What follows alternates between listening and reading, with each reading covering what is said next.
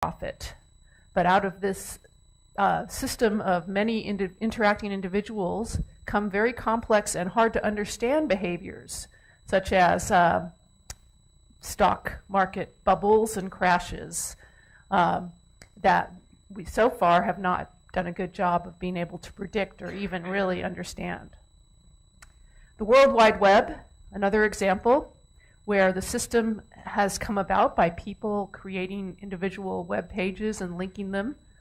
And out of this has come some really interesting and unexpected structures that I'm going to talk about later on that have made our social lives much different than they used to be before the days of the web.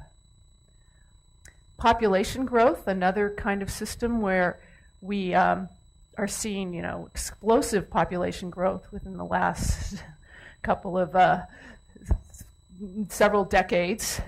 And people are studying this as a dynamic, complex system and trying to understand what kinds of ramifications it has for our ability to control, to deal with shortages of resources and et cetera on our planet. And related to that, of course, is the spread of infections, which has gotten very big news recently with the Ebola outbreak, but also with infections like the flu, which are obviously much more dangerous to the world as a whole. And looking at the spread of infections as a network phenomenon that has something in common with other networks that we look at, including networks in the brain, in insect colonies, in the immune system, et cetera. Climate change, obviously a huge subject of importance to our survival. Someone was, as we saw in the reading earlier, about trying to inhabit other planets and destroy them. This is obviously a great interest as a complex system that involves not only physical issues, such as those having to do with oceans and atmosphere, carbon, et cetera, but also as a social phenomena. How do we come together as a